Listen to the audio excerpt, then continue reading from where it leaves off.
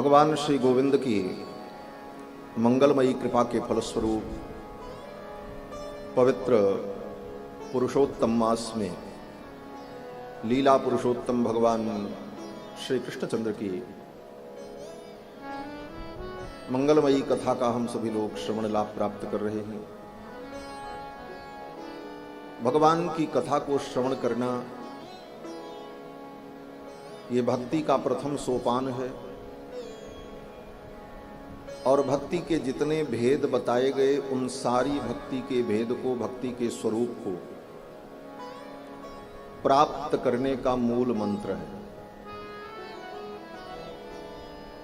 कथा से ही भक्ति की शुरुआत होती। लोग कहते महाराज कृपा करो भगवान की भक्ति मिले, आगे बढ़े। तो मैं यही कहता हूं केवल भगवान की कथा सुनते रहो।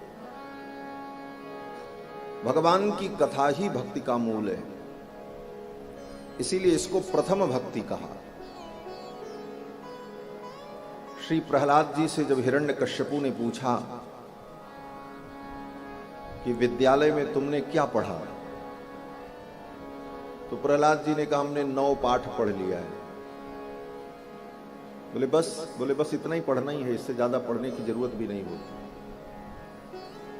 बोले कौन सा 9 पाठ है? बोले यही नवधा भक्ति। प्रहलाद जी कहते हैं इस 9 पाठ को अगर व्यक्ति ने पढ़ लिया तो यही सबसे बड़ी पढ़ाई है। बाकी जितनी पढ़ाई है वो तो संसार में जीने खाने के लिए। MA BA पास और लिए दिए साफ, उसका कोई मतलब नहीं होता। सबसे बड़ी पढ़ाई यही है, नवधा भक्ति। प्रहलाद जी ने यही कहा कि श्रवणम कीर्तनम विष्णु स्मरणम पाद सेवनम अर्चनम वंदनम सख्यम दास्यम आत्मनिवेदनम। प्रहलाद जी कहते हैं कि यही 9 प्रकार की जो भक्ति है यही सबसे बड़ा ज्ञान है। भक्ति भी ज्ञान रूपा ही है, ज्ञान का ही उत्कृष्ट स्वरूप भक्ति है। और भक्ति में पहली भक्ति श्रवणम, भगवान की कथा को सुनना। और जब भगवान की कथा को हम श्रवण करेंगे तो अपने आप सुनने में यह भी हमको ज्ञात होगा कि भगवान के नाम का कीर्तन करना चाहिए, तो कीर्तनम भी हो जाएगा। और श्रवण करने से ही इस बात का बोध होगा कि भगवान के चरणों की सेवा यह परम लाभ है। यह ज्ञान भी सुन करके ही होगा। तो पाद सेवनम भक्ति भी अपने आप आ जाएगी। श्रवणम कीर्तनम विष्णु स्मरणम, भगवान की कथा सुन करके कथा में ही भगवान के स्मरण की महिमा का ज्ञान होगा। भगवान के स्मरण की महिमा क्या है? व्यास जी कहते हैं यस्य स्मरण मात्रेण जन्म संसार बंधनात् विमुच्यते नमस्तस्मै विष्णवे प्रभु विष्णु। भगवान के स्मरण से ही जीव को संसार बंधन से मुक्ति मिल जाती है। स्मरण की महिमा। बोले मरण से बचना है तो स्मरण करो बस। अगर संसार के बार बार जन्म मरण से बचना है तो स्मरण करो। किसका? बोले भगवान का। स्मरण भक्ति। स्मरणम तो श्रवणम कीर्तनम विष्णु स्मरणम पाद सेवनम अर्चनम, भगवान के पूजा की महिमा। भगवान की पूजा की महिमा क्या है? बोले भगवान की पूजा सबसे सरल है। भगवान की पूजा में किसी वस्तु का भी कोई बहुत बड़ा मूल्य नहीं है। जो आपके पास हो उसी से पूजा हो जाती है। भगवान ने तो यहां तक कहा, श्रीमद् भगवत गीता में भी और श्रीमद् भागवत महापुराण में भी, दोनों में, पत्रम पुष्पम फलम तोयम यो मे भक्त्या प्रयक्षति। पूजा की कोई सामग्री नहीं है। चंदन, अक्षत, धूप, दीप, सोने की थाली, चांदी के बर्तन, कोई जरूरत नहीं। पत्रम, कोई पत्र ही लेकर के भगवान को चढ़ा दो। यह भी प्रतिबंध नहीं है कि वो बेल पत्र हो कि तुलसी का पत्र हो। पत्रम और पत्रम भी एक वचन है, पत्राणि नहीं। आपको 2-3 पत्ते नहीं मिल रहे, कोई बात नहीं, एक पत्ता भी मिल जाए तो काम चल जाए। पत्रम एक वचनांत प्रयोग का यही तात्पर्य है, पत्राणि नहीं, पत्रम। पत्रम पुष्पम, भगवान को एक पुष्प चढ़ा दो, पुष्प पे भी कोई प्रतिबंध नहीं है। कि कमल का पुष्प हो कि पाटल का पुष्प हो, कोई उत्तम पुष्प हो, बोले कोई भी पुष्प मिल जाए। आपको बतावें एक घटना, हमारे पूज्य गुरुदेव भगवान एक बार गांव में ठहरे थे और अपने शालिग्राम भगवान की पूजा कर रहे थे, स्नान करा रहे थे। तो हमने कहा फूल ले आवे, बोले हाँ ले आओ। फूल लाने गए, कोई फूल मिला नहीं। और यही कोई महीना था, हमको लगता है शायद जनवरी फरवरी का महीना था। सरसों की खेती हुई थी, बोले सरसों का फूल खिला होगा वही लेते आओ। पीले पीले छोटे छोटे सरसों के फूल वही ला करके दे दिया, वही भगवान को चढ़ा। पत्रम पुष्पम फलम तोयम, फल में भी कोई फल, अरे फल में भी सबसे निकृष्ट फल अगर कोई है, निकृष्ट का मतलब जिसका कोई फायदा नहीं है, नुकसान ही नुकसान, वो कौन सा फल है? बोले वो बेर फल है, जो सबरी ने भगवान को अर्पण किया। आयुर्वेद शास्त्र में कहा गया है कि बेर फल में कोई गुण ही नहीं होता। कुपथ्यम बदरी फलम, बदरी फल माने बेर फल सदा कुपथ्य ही होता है, वो कभी फायदा करेगा ही नहीं, नुकसान ही करेगा। पेट में दर्द होगा, खांसी आएगी, कफ हो जाए, कुछ ना कुछ होगा, उपद्रव ही करेगा, वो कोई अच्छा काम नहीं करेगा। लेकिन वह भी फल अगर भगवान को अर्पित कर दिया जाए तो भगवान प्रसन्न हो जाते। सबरी ने बेर फल ही तो अर्पित किया। तो भगवान की पूजा में भी कोई बहुत बड़ी व्यवस्था और वस्तु की आवश्यकता नहीं होती। जिस किसी भी प्रकार से जो प्राप्त हो उतने से भगवान संतुष्ट हो जाते हैं। पत्रम पुष्पम फलम तोयम, तोयम भगवान को पानी चढ़ा दो। बोले कहां का पानी लावे? गंगा से लावे, गंगोत्री से लावे? बोले कोई जरूरत नहीं, कोई भी जल हो, शुद्ध हो बस, जूठा कूठा अपवित्र न हो, शुद्ध जल हो, वह जल भी भगवान को अर्पित कर दो, भगवान की पूजा हो जाती है। पत्रम पुष्पम फलम तोयम यो में भक्त्या प्रेक्षित। विशेषता क्या होनी चाहिए? बोले वस्तु का महत्व नहीं है, उस वस्तु के साथ आपकी भक्ति कितनी है इसका महत्व। यो में भक्त्या प्रयक्षति, भक्त्या माने भक्ति युक्त्या, भक्ति से युक्त होकर, वो वस्तु थर्ड क्लास की हो लेकिन भक्ति में लपेट करके, भक्ति से उसे संयुक्त करके भगवान को अर्पित कर दें तो वह साधारण वस्तु भी भगवान के योग्य हो जाती है, भगवान की पूजा पूर्ण हो जाती है। भगवान इतने कृपालु हैं। श्रीमद् वाल्मीकि रामायण में तो भगवान श्री राम के गुणों का वर्णन करते हुए वाल्मीकि जी ने कहा है कि एक बार यद किंचित वस्तु भी व्यक्ति भगवान को अर्पित कर दे भाव से, तो उतने मात्र से भगवान संतुष्ट हो जाते हैं। कथंचिदुपकारेण कृते नैकेन तुष्यति। अयोध्या कांड के प्रथम सर्ग में ही भगवान के विविध गुणों का वर्णन करते हुए प्राचेतस महर्षि वाल्मीकि कहते हैं कि कथंचिदुपकारेण कृते नैकेन तुष्यति न स्मरत्यपकाराणाम शतमप्यात्मवत्तया। कथंचिद उपकारेण, एक बार अगर भगवान के लिए कोई उपकार कर दे, भगवान को एक फूल ही चढ़ा दे, भगवान के लिए एक तुलसी दल ही समर्पण कर दे, और कथंचित, कथंचित का मतलब जैसे कैसे भी, तो उतने मात्र से भगवान संतुष्ट हो जाते हैं। वहां पर कथंचित का एक विलक्षण अर्थ भी किया है टीकाकार विद्वानों ने भाव की दृष्टि से, कि जैसे आपके घर कोई मेहमान आने वाला हो और उस मेहमान के लिए, उस अतिथि के लिए आपने सुंदर फूलों की माला मंगाई, मिठाई मंगाई, बड़ी तैयारी की और सवेरे से बड़ी उत्सुकता से आप अपने उस अतिथि की प्रतीक्षा करते रहे, अपने प्रेमी की प्रतीक्षा करते रहे। पूरा दिन बीत गया, वो अतिथि नहीं आया। आपने जो वस्तु लाई थी उसके लिए, फूल माला मिठाई, वो सब ठंडी हो गई, फूल सूखने लगा। तब व्यक्ति ने सोचा भाई इतना खर्चा तो हमने किया, लेकिन जिसके लिए किया वो आया ही नहीं, अब क्या करें, अब ये वस्तु बेकार हो जाएगी।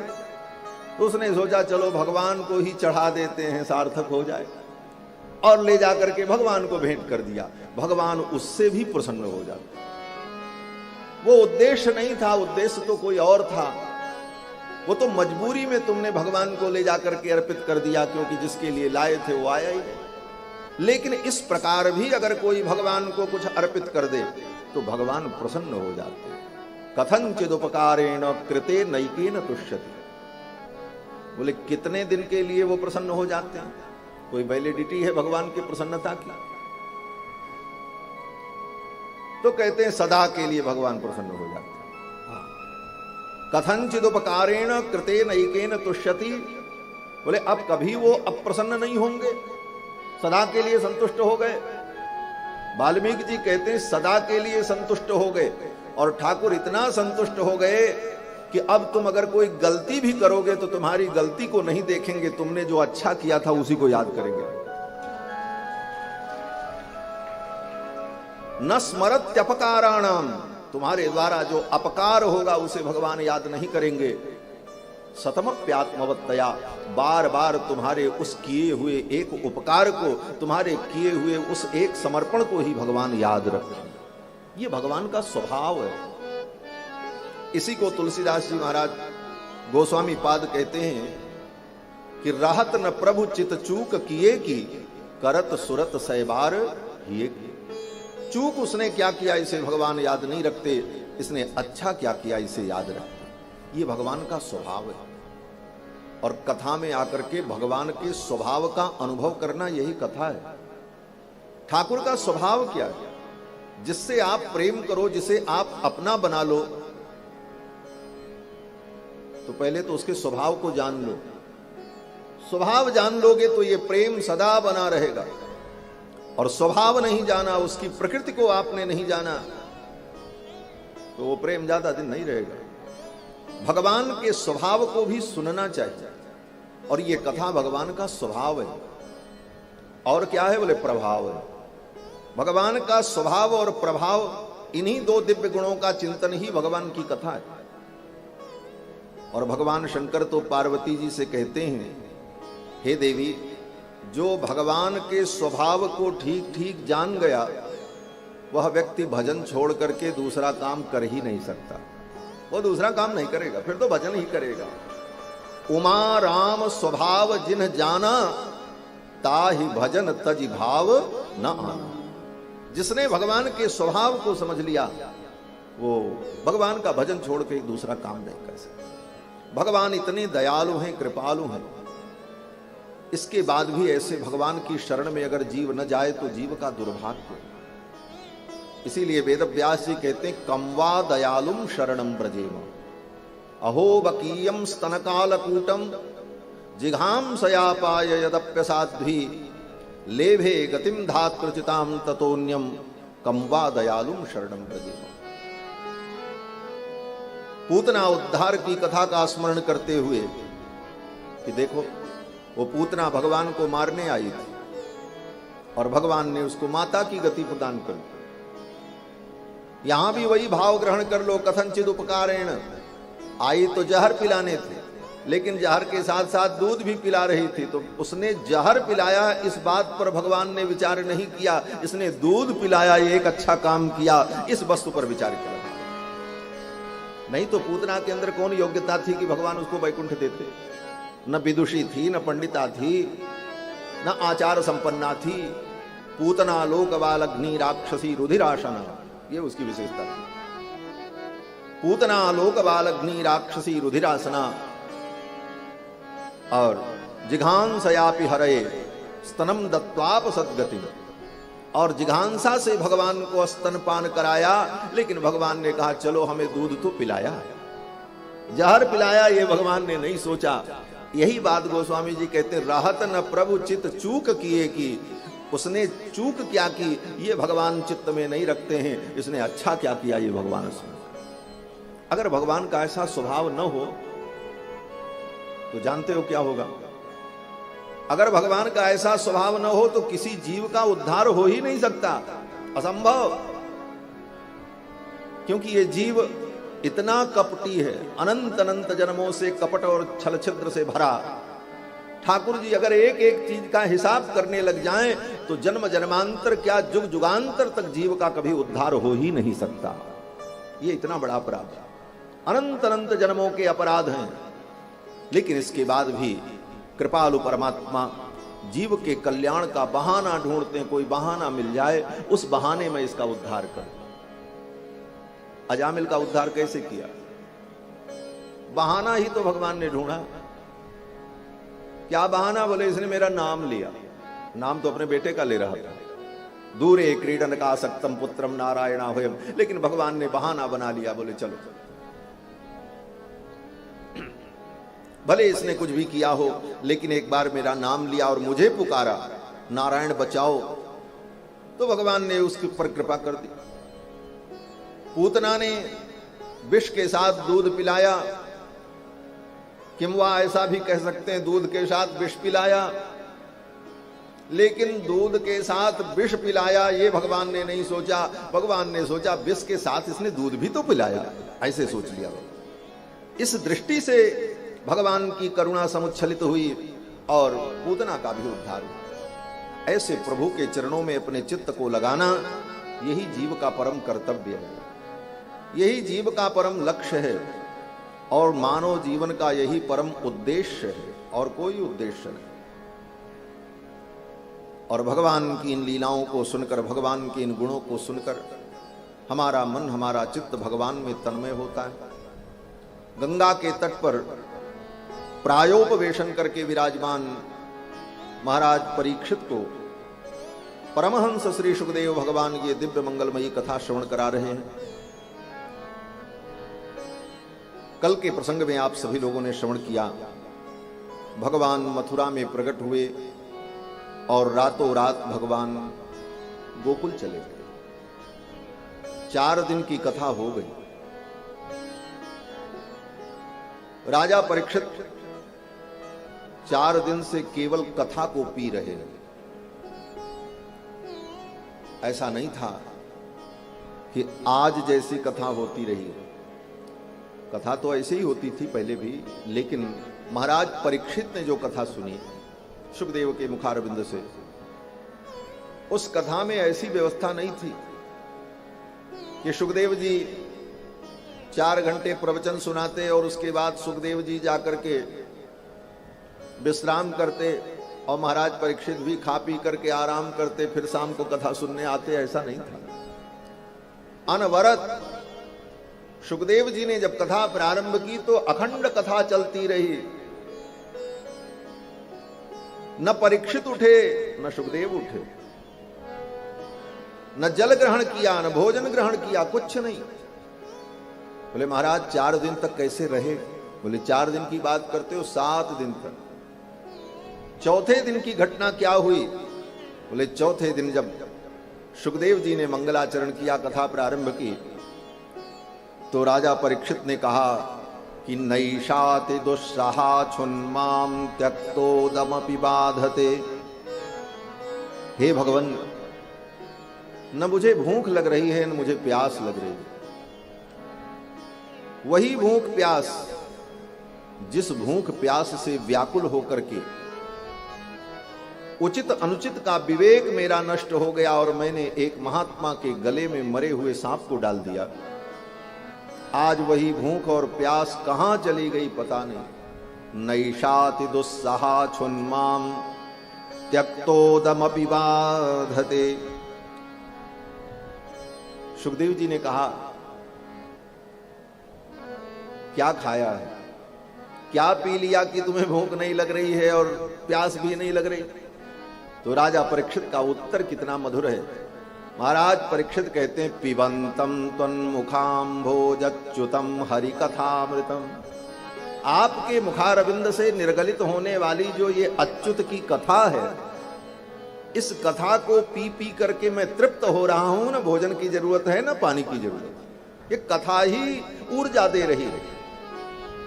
नैषासि दुस्सहा छुन्माम त्यक्तोदमपि बाधते पिबंतम तन्मुखाम भोजम च्युतम हरिकथामृतम। भगवान हरि की ये कथा जो आपके मुख से च्युत हो रही है, निर्गलित हो रही है, इसे पी पी करके मैं तृप्त हो रहा हूं। राजा परीक्षित की इस कथा निष्ठा को, श्रवण भक्ति को, श्रवण भक्ति के उदाहरण महाराज परीक्षित हैं। हाँ, सब भक्ति के उदाहरण अलग अलग हैं। ऐसे सब भक्ति सब में होती है। क्यों बोले, एक भक्ति रहेगी तो सब रहेगी, लेकिन एक प्रधान होती है और 8 जो है वो गौड़ रहती है। परीक्षित में सभी भक्तियां हैं, लेकिन श्रवण भक्ति प्रधान भक्ति है। क्यों बोले, कथा सुनने में इनका बहुत मन लग रहा।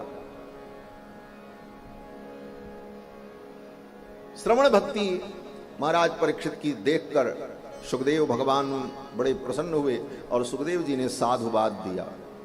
एवं निशम्य भृगुनंदन साधुवादम वैयासिकस्य भगवानथ विष्णुरातं प्रत्यर्च कृष्णचरितं कलिकल्मषग्नं व्याहर्तुमारभत भागवत प्रधानः। राजा परीक्षित के वचनों को सुनकर सुखदेव भगवान बड़े प्रसन्न हुए और उन्होंने साधुवाद दिया। राजन, तुम धन्य हो, भगवान की कथा में तुम्हारी ऐसी निष्ठा है। और सुखदेव जी ने कहा, सम्यक व्यवसिता बुद्धि तव राजर्षि सत्तम। हे राजर्षि, तुम्हारी बुद्धि जो है सम्यक व्यवसिता, सम्यक व्यवसिता बुद्धि के विषय में गीता में भगवान ने कहा है कि ज्ञान विज्ञान के द्वारा अपने बुद्धि को सम्यक व्यवसिता बना लेना चाहिए। सम्यक व्यवसिता बुद्धि का मतलब है कि हमारी बुद्धि ठीक ठीक प्रकार से ये समझ ले कि भगवान के अतिरिक्त कोई हमारा नहीं है और भगवान की भक्ति ही कल्याण का मूल है, और ऐसे भगवान में अपने चित्त को लगा दे, ऐसी बुद्धि हमारी हो जाए। इसी का नाम सम्यक व्यवसिता बुद्धि। सुखदेव जी कहते हैं, राजन सम्यक व्यवसिता बुद्धि राजर्षित वसत्तम। हे राजन, तुम्हारी बुद्धि सम्यक व्यवसिता हो गई। क्यों बोले, वासुदेव कथायाम ते यज्जाता नैष्ठिकी रति। भगवान वासुदेव की कथा में तुम्हारी नैष्ठिक रति हो गई। भगवान की कथा में नैष्ठिक रति हो जाए, समझो तुम्हारी बुद्धि व्यवस्थित हो गई, व्यवस्थित हो गई। अब सब मार्ग मिल जाएगा। और 4 घंटे पूजा करो, तीर्थ में जाओ, मंदिर में जाओ, भगवान की कथा न सुनो, बोले कुछ नहीं जीवन में समझ में आएगा। हमने देखा है कितने लोग महीने में 4 तीर्थ ही घूमते रहते हैं, लेकिन उनको मंदिर में जाने पर यही नहीं पता चलता कौन भगवान सामने बैठे। क्यों बोले, कभी कथा सुनी नहीं। हमारे अयोध्या में एक सज्जन गए मंदिर में दर्शन करने, वेंकटेश भगवान का मंदिर, काले रंग का विग्रह भगवान वेंकटेश चतुर्भुज विराजमान, दर्शन करके चले आए। हमने पूछा, दर्शन किया भगवान का? बोले हाँ, दर्शन करके आए। काली माई का मंदिर था। हमने कहा वाह, काली माई का मंदिर, पता ही नहीं। कारण कि जब कथाओं को हम सुनते रहेंगे तो भगवान के हर स्वरूप का, भगवान की विभिन्न मुद्राओं का, भगवान के अलंकरण का जब बोध बना रहेगा तो कहीं भी आप जाओगे आपको सब कुछ समझ में आ जाएगा। भगवान बैठे किस मुद्रा में हैं, किस विचार से ठाकुर बैठे हैं, किस भाव से इनको बैठाया गया है, ये सब बिना बताए पता चले। इसीलिए सत्संग बहुत जरूरी है। जब बहुकाल करिए सत्संगा तब हुई हैं सब संशय भंगा। तभी सारे संशय दूर होते, नहीं तो संशय बना रहता हमारा। सुखदेव जी बड़े प्रसन्न हुए और सुखदेव जी ने कहा, राजन ये भगवान की कथा गंगा है, और भगवान की ये कथा गंगा 3 लोगों को पवित्र कर देती है। जैसे गंगा 3 लोगों को पवित्र करती है, उसी प्रकार भगवान की ये कथा गंगा 3 लोगों को पवित्र कर देती है। किनको किनको? तो सुखदेव जी कहते हैं कि वक्तारम पृच्छकम सोत्रिस्तत्पाद सलिलम यथा। वक्तारम, कथा सुनाने वाले को ये कथा पवित्र कर देती है। पृच्छकम, जो पूछता है, प्रश्न करता है, वो पवित्र हो जाता है, और उसके पीछे जो सुनने वाले बैठे रहते वो भी पवित्र हो जाते। पूछने वाला, बताने वाला और सुनने वाले तीनों पवित्र हो जाते हैं। ये भगवान की कथा गंगा तीनों को पवित्र कर देती है। श्री सुखदेव भगवान ने राजा परीक्षित को साधुवाद दिया और फिर कथा का वर्णन करने लगे। कल की कथा में आप सभी लोगों ने श्रवण किया, भगवान मथुरा में प्रकट हुए और रातों रात भगवान गोकुल नंद बाबा के घर आ गए। प्रातःकाल नंद बाबा के घर उत्सव हुआ, नंदोत्सव। और नंदोत्सव में गोप ग्वाल बाल सब हर्षोल्लास से नृत्य करते रहे, खूब लुटाते रहे और परम आनंद हुआ। दूर दूर की गोपियों ने जब सुना कि नंद बाबा के घर में बालक प्रकट हुआ है, तो गोपांगनाएं अपने अपने घर से श्रृंगार करके उपहार सामग्री लेकर यशोदा रानी को, नंद बाबा को बधाई देने के लिए चल पड़ी। सुखदेव जी वर्णन करते हैं कि गोपियों ने अपना दिव्य श्रृंगार किया, अजिया सास के जमाने की श्रृंगार सामग्री निकाली, कड़े छड़े बाजू बंद सब धारण किया। गोप्य सुमृष्टमणि कुंडल निष्कंठश्चित्रांबरापथि शिखाच्युत माल्य वर्षा नंदालयम सबलया ब्रजतिर्विरेजुर्व्यालोल कुंडल पयोधर हार शोभा। ये व्यास जी की जो वाणी है, भले समझ में ना आवे लेकिन ये कानों को पवित्र कर देती। ये श्लोक भागवत के एक एक कान में पढ़ते हैं तो आनंद घुल जाता है। व्यास की उस वाणी में शक्ति है। कैसा सुंदर वर्णन करते हैं कि गोपियां सज सज करके जब चली तो अपने बाल में, अपने चोटी में मल्लिका के पुष्प को गूथा, श्रृंगार किया और चल पड़ी। और बड़े वेग से दौड़ती हुई जा रही, जल्दी से पहुंच जाएं और जाकर के बालक का दर्शन करें। और जब दौड़ती हुई जा रही हैं तो उनकी चोटी जो है, वेणी जो है, वो बार बार हिलती है और पीठ पर ठोकर खाती है, तो उसमें जो मल्लिका के पुष्प लगे हुए हैं वो बिखरते जा रहे हैं। गोप्य सुमृष्ट मणिकुंडल निष्कंठ चित्रांबरा पथि शिखाच्युत माल्य वर्षा। शिखा में, उनके बाल में जो मल्लिका के पुष्प लगे हैं वो रास्ते में गिरते जा रहे हैं। पथि शिखाच्युत माल्य वर्षा, वो फूल जमीन में क्यों गिर रहे हैं? भावुक भक्त कहते हैं कि इन पुष्पों ने विचार किया, कृष्ण भाव रस भाविता मति गोपांगनाएं जो हैं, इनके चरणों की धूल हमें मिल जाए तो मैं धन्य हो जाऊं। इनके सिर पर बैठने की अपेक्षा इनके चरणों में चलना यही ज्यादा श्रेयस्कर होगा। इसलिए सारे पुष्प टूट टूट करके नीचे गिर गए। पथि शिखाच्युत माल्य वर्षा नंदालयम सबलया ब्रजतिर्विरेजुर व्यालोल कुंडल पयोधर हार शोभा। कानों में सुंदर कुंडल, गले में हार, सब धारण किए हुए सज धज कर गोपांगनाएं पहुंची और नंद बाबा को बधाई दिया, यशोदा रानी को बधाई दिया। ता आशीष प्रयुंजानाश्चिरम पाहीति बालके।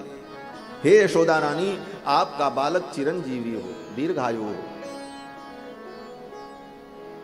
ये सदा स्वस्थ रहे और हम ब्रजवासियों का रक्षण करता रहे। हरिद्राचूर्ण तैलाद्भिः सिंचन्त्यो जनमुज्जगुः गोपांगनाओं ने एक दूसरे के ऊपर हल्दी, कुमकुम, दूध, दही जो लेकर के आई थी, उत्साह में सब एक दूसरे के ऊपर फेंकने लगे, क्योंकि उत्साह में सब ऐसे ही होता है। कल नंदोत्सव हो रहा था तो किसी को कुछ समझ में नहीं, जो जहां पावे वहीं कूद रहा, यही तो हो रहा था। कोई कलश गिरा दे रहा है, कोई कैमरे गिरा दे रहा, हमारा सब तो आनंद में थे। यही स्थिति थी। उत्साह में, आनंद में विवेक और मर्यादाएं अपने आप टूट जाती हैं, क्योंकि वो मर्यादाएं न टूटें तो उत्साह भंग हो जाता है, वो टूटना भी जरूरी। अब तो गोपांगनाएं एक दूसरे के ऊपर हल्दी, कुमकुम, अक्षत फेंकने लगी और देखते देखते नंद बाबा के द्वार पर दूध, दही और हल्दी का कीचड़ हो गया। उसी में कोई फिसल करके गिर रहा है, कोई उठ रहा है, ऐसा अद्भुत आनंद ब्रज में बरसा महाराज। और नंद बाबा ने तो प्रसन्नता में खजाना खोल दिया, खूब लुटाया। नंदस्त्वात्मज उत्पन्ने जाता ह्लादो महामनाः आहूय विप्रान वेद ज्ञान स्नात सुचिर अलंकृतः। बड़े बड़े वेदज्ञ विद्वानों को बुलाया, ब्राह्मणों को, और उन विद्वानों ब्राह्मणों के द्वारा स्वस्ति वाचन कराया, वेद पाठ करवाया। नंद बाबा ने उनको खूब दक्षिणा भेंट की। वाचयित्वा स्वस्त्ययनम जात कर्मात्मजस्य वै कारयामास विधिवत पितृदेवार्चनम तथा। स्वस्ति वाचन कराया और नांदी मुख श्राद्ध किया और अपने बालक का जात कर्म संस्कार किया। जात कर्मात्मजस्य वै, जन्म लेने के तुरंत बाद जो पहला संस्कार होता है उसका नाम जात कर्म संस्कार। नंद बाबा गोप हैं, ग्वारिया हैं, लेकिन संस्कारों के प्रति कितने सजग हैं। अपने बालक का विधि पूर्वक संस्कार किया। आज हम लोग संस्कारों के प्रति उदासीन हो गए। कोई भी संस्कार विधि पूर्वक और समय से संपन्न नहीं हो पाता। इसी कारण से हमारी जो पीढ़ियां हैं ये संस्कारहीन होती चली जा रही। इन कथाओं को सुनने का यही मतलब है कि इनमें जो संदेश है उसे हम अपने जीवन में अपनाएं। नंद बाबा ने बालक का जात कर्म संस्कार किया और फिर खूब दान किया। धेनूनाम निहुते प्रादाद विप्रेभ्य समलंकृते, लाखों गायों का दान किया नंद बाबा ने। उन गायों की सींग को सोने से मढ़वाकर, उनके खुर को चांदी से मंडित कराकर, पीठ पर दुशाला उड़ाकर दूध देने वाली सबत्सा गऊ का दान किया। और कितना दिया? ब्रजवासी कहते हैं कि नंद बाबा ने इतना दिया कि पूरा घर खाली हो गया। नंद बाबा ने दियो इतनो, न बची बछिया छछिया न पिछौरी। घर में एक बछिया भी नहीं बची, साहब दान कर दिया। जैसे हमारी अयोध्या में भगवान श्री रघुनंदन प्रकट हुए तो श्री दशरथ जी महाराज ने खजाना खोल दिया और सब कुछ दान किया। महाराज सर्वस दान दीन सब काहू, जेहि पावा राखा नहीं ताहू। जो पाया वो भी अपने पास नहीं रखा, उसने भी लुटा दिया, ले जाओ। देत सवन मंदिर रितये, तुलसीदास पुनि भरे देखियत, राम कृपा चितवन चित। भगवान की ऐसी कृपा बरस रही थी कि जो लोग लुटा रहे थे, अपना घर खजाना खाली कर रहे थे, और फिर जाकर के जब देखते तो फिर सब भर जाते। ऐसी कृपा दृष्टि भगवान की बरस रही थी। ऐसा ही दिव्य उत्सव गोकुल में नंद बाबा के द्वार पर हुआ और कई दिनों तक ये उत्सव चलता रहा। इधर कंस ने अपने अनुचरों को बुलाया, चाणूर, मुष्टिक, सल, तोशल, अघासुर, बकासुर, पूतना, और सबको बुला करके कंस ने कहा, देखो आकाशवाणी ने कहा था देवकी की 8वीं संतान मेरी शत्रु होगी, लेकिन देवकी की 8वीं संतान कन्या हुई और वो आकाश में चली गई। कन्या सापि दिवंगता। और जाते जाते उस कन्या ने कहा, तू मुझे क्या मारेगा, तेरा शत्रु तो ब्रज में कहीं प्रकट हो चुका है। कन्या की इस बात को अगर सत्य माने तो मेरा शत्रु कहीं पैदा हो चुका है। और शत्रु को कभी छोटा नहीं समझना चाहिए। उस शत्रु का कैसे पता लगाया जाए, उसे कैसे समाप्त किया जाए, इसी विषय पर विचार करने के लिए आप लोगों को बुलाया गया है। अब तो जितने असुर बैठे थे सबने कहा महाराज पता लग जाए कि आपका शत्रु कौन है तो हम सब मिल करके मार दें। कंस ने कहा यही तो बात है, पता ही नहीं है वो कहां पैदा हुआ है, किसके घर में। तो उसी सभा में पूतना नाम की राक्षसी बैठी थी। पूतना ने कहा महाराज पता लगाने की जरूरत नहीं, पता लगाने में तो देर हो जाएगी। क्यों? बोले हम उसका पता लगाएंगे और कहीं उसको पता लग गया कि हमारा पता लगाया जा रहा है तब तो लापता हो जाएगा, सावधान हो जाएगा। जब तक वो सावधान हो उसके पहले उसे मार देना चाहिए। कंस ने कहा जब पता ही नहीं है तो किसको मार दें। पूतना ने कहा महाराज पता लगाने की जरूरत नहीं है, आपका शत्रु अगर ब्रज में कहीं पैदा हुआ है तो ज्यादा से ज्यादा 1 महीने का होगा, क्योंकि कन्या ने जब कहा उसके कथनानुसार अगर कहीं जन्म ले चुका है आपका शत्रु तो ज्यादा से ज्यादा 1 महीने का होगा। तो पूरे ब्रजमंडल में 1 महीने के अंदर जितने बच्चे पैदा हुए एक तरफ से सबको मार दिया जाए, उसी में वो भी मर जाएगा, पता लगाने की क्या जरूरत। कंस ने कहा इतने बच्चों की हम हत्या करेंगे तो प्रजा हमारा विरोध करेगी। पूतना ने कहा प्रजा को पता ही नहीं चलेगा कि ये काम आपने करवाया और काम भी हो जाएगा। कंस ने कहा कैसे? पूतना ने कहा ये काम आप मुझे सौंप दो, मैं माया के द्वारा सुंदर वेश बनाकर अपने अस्तन में कालकूट विष लगाकर गांव की गलियों में जाकर के घूमूंगी और एक एक घर में जाकर के एक एक बच्चों को मैं अपना दूध पिलाऊंगी, दूध के साथ विष पी करके बच्चे मर जाएंगे, आपके ऊपर किसी को संदेह नहीं होगा। कंस ने कहा पूतना 1-2 बच्चों को तू मारेगी फिर तो सब सावधान हो जाएंगे। पूतना ने कहा किसी को पता ही नहीं चलेगा, जिसका बच्चा होगा उसी का रूप में धारण कर लूंगी, उस बच्चे के मां का ही रूप में धारण कर लूंगी, इसलिए किसी को संदेह ही नहीं होगा।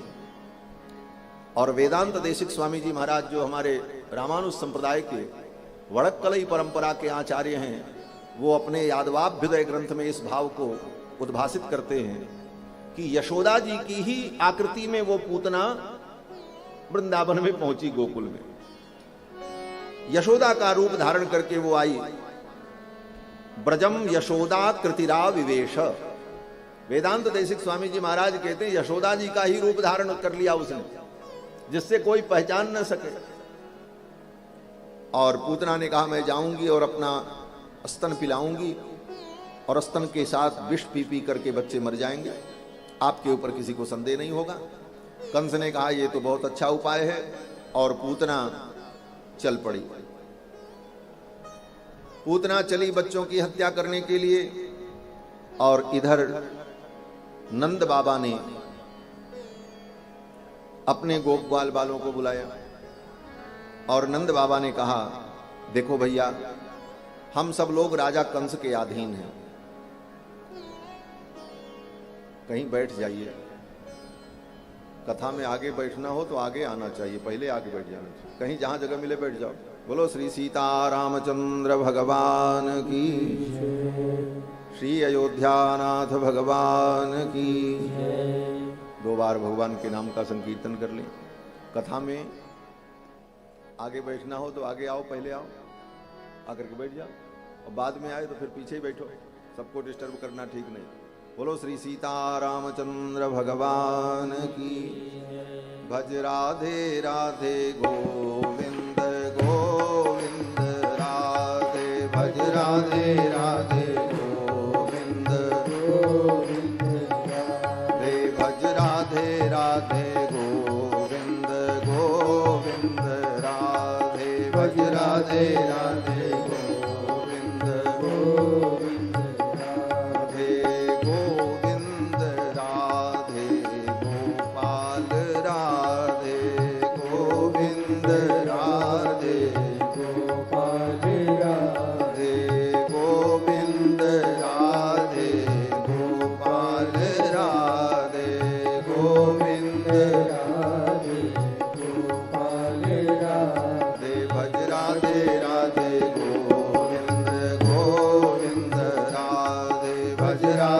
राधे गोविंद गोविंद राधे भज राधे राधे गोविंद गोविंद राधे भज राधे राधे गोविंद गोविंद राधे गोविंद राधे गोपाल राधे गोविंद राधे गोपाल राधे गोविंद राधे गोपाल राधे गोविंद राधे गोपाल राधे भज राधे राधे गोविंद गोविंद राधे भज राधे राधे गोविंद गोविंद राधे भज राधे राधे गोविंद गोविंद राधे भज राधे राधे गोविंद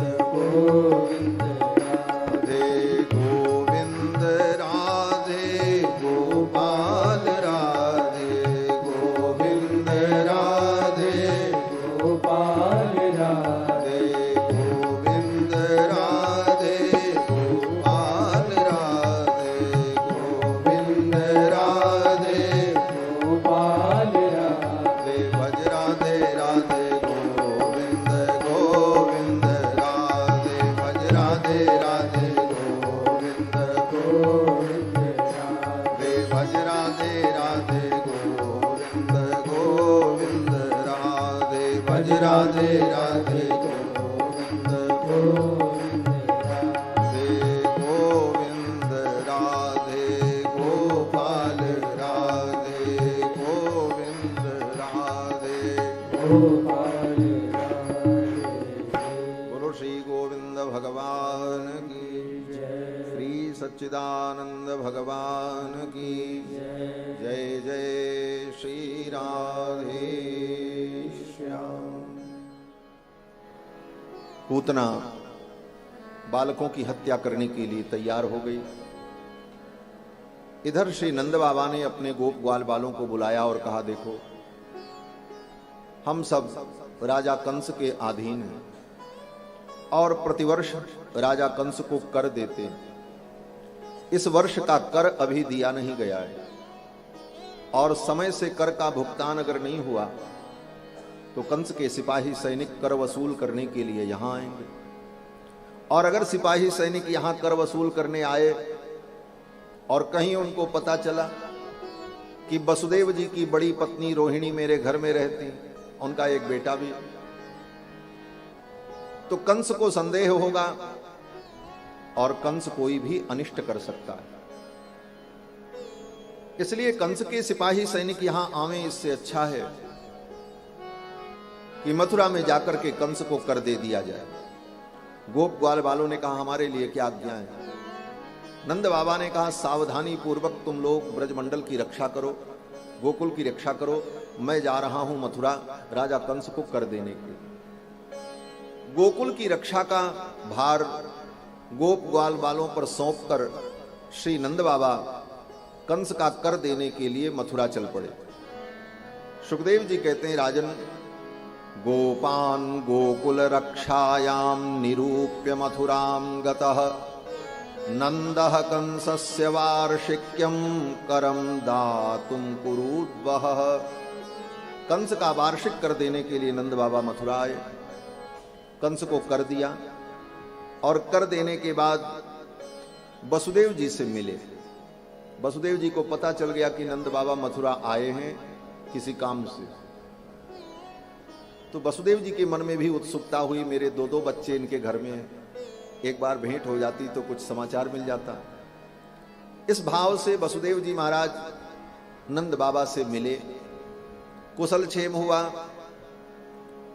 और नंद बाबा ने वसुदेव जी को समझाया कि भैया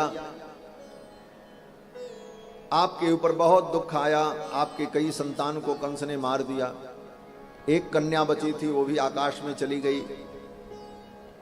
ये सब कह करके नंद बाबा वसुदेव जी को समझाने लगे, सांत्वना देने लगे।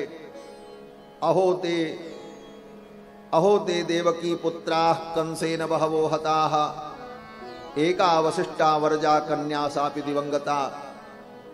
देवकी के बहुत से पुत्र को कंस ने मार दिया, एक कन्या बची थी, वो भी आकाश में चली गई। लेकिन हे वसुदेव जी, अदृष्टमात्मनस्तत्वं यो वेद न समुह्यति।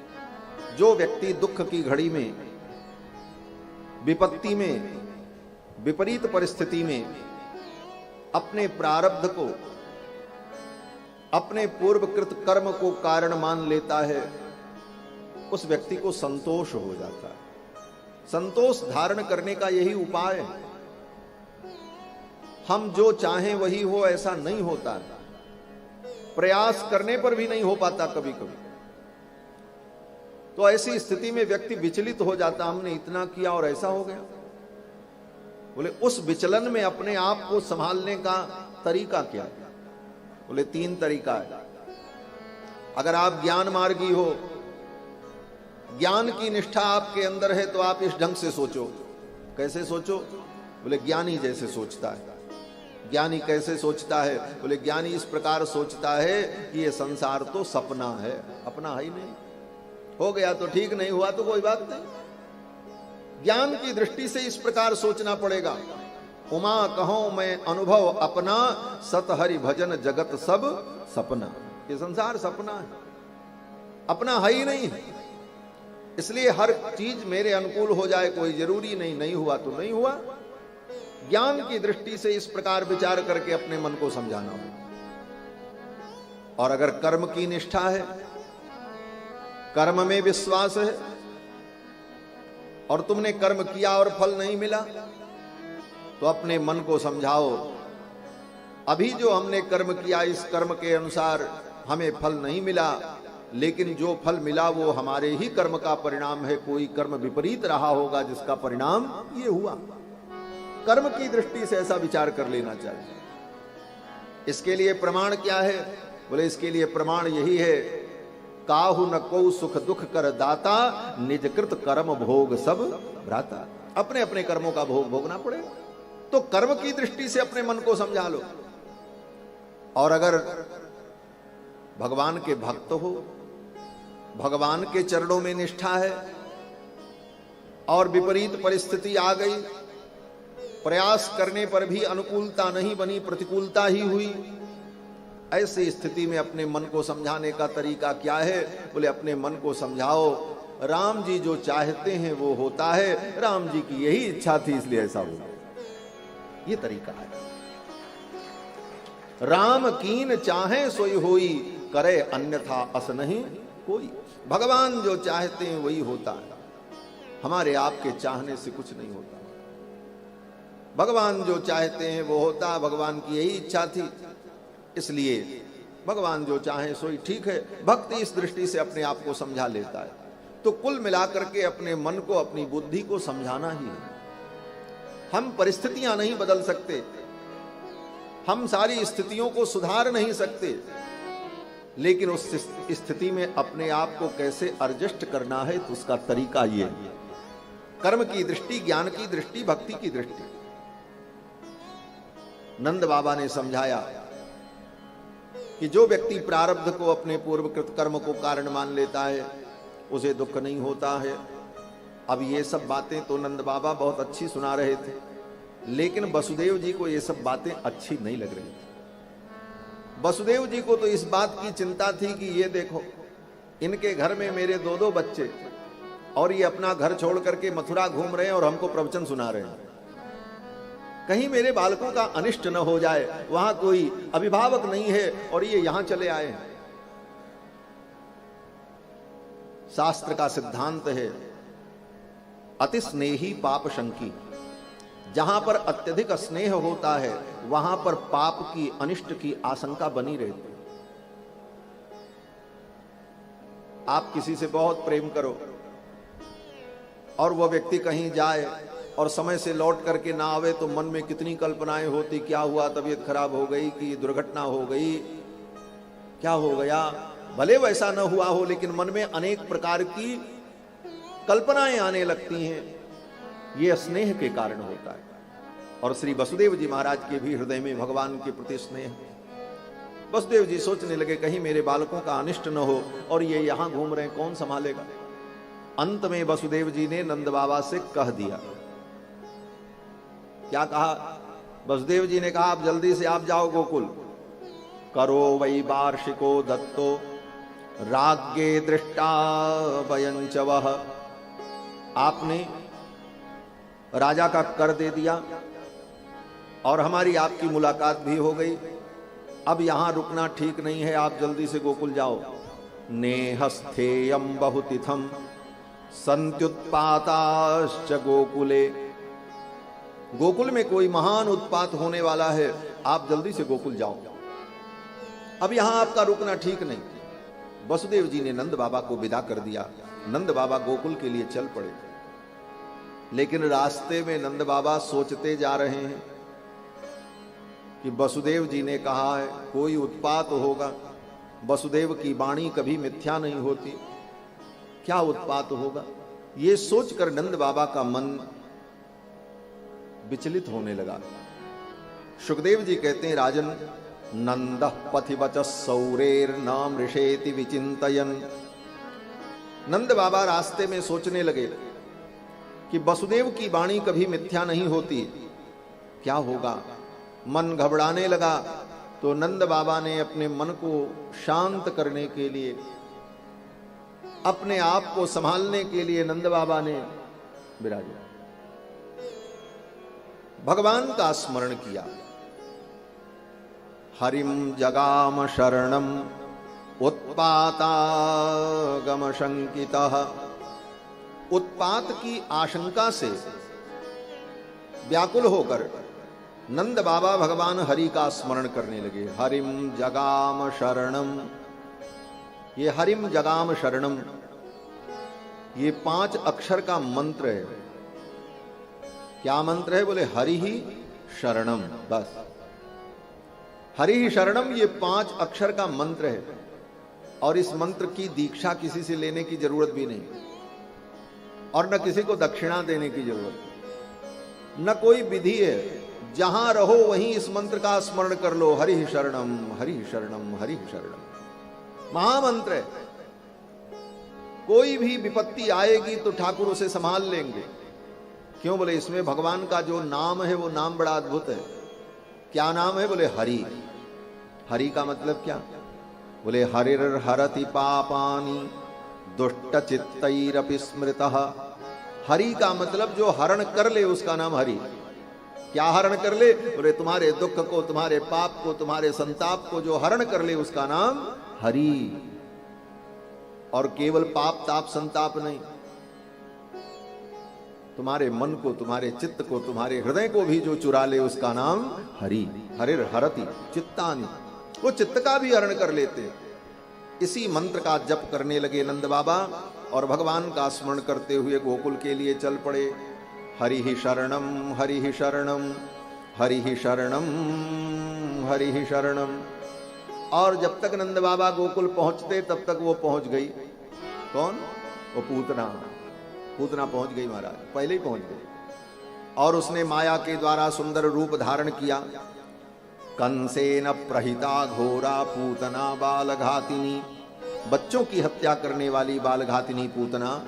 शिशूंश्चचार निघ्नन्ति पुरग्राम ब्रजादिषु। बालकों की हत्या करने वाली पूतना गोकुल में पहुंच गई और माया के द्वारा उसने सुंदर वेश धारण कर लिया। ऐसा अद्भुत वेश बनाया महाराज। योषित्वा माययात्मानं प्राविशत काम रूपिणी। अब पूतना जब गोकुल पहुंची तो पूतना ने सोचा कहां से मैं अपने काम की शुरुआत करूं।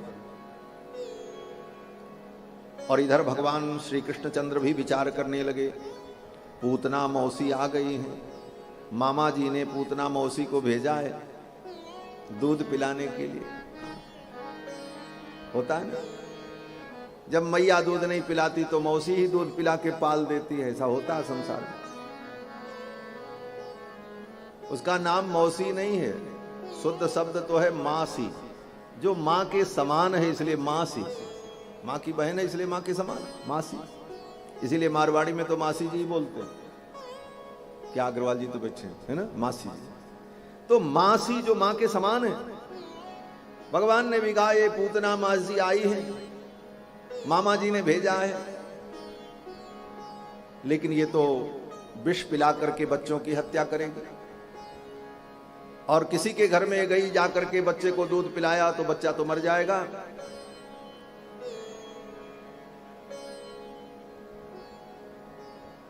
और ये बालक जितने ब्रज के हैं ये सब बड़े होकर के मेरे सखा बनेंगे, इन्हीं के साथ हमको लीला करनी है, तो इनकी रक्षा करनी चाहिए मुझे। पूतना पहले मेरे पास आ जाती तो मैं पूतना का काम निपटा देता। भगवान ने मन में संकल्प किया और पूतना नंद भवन की ओर चल पड़ी।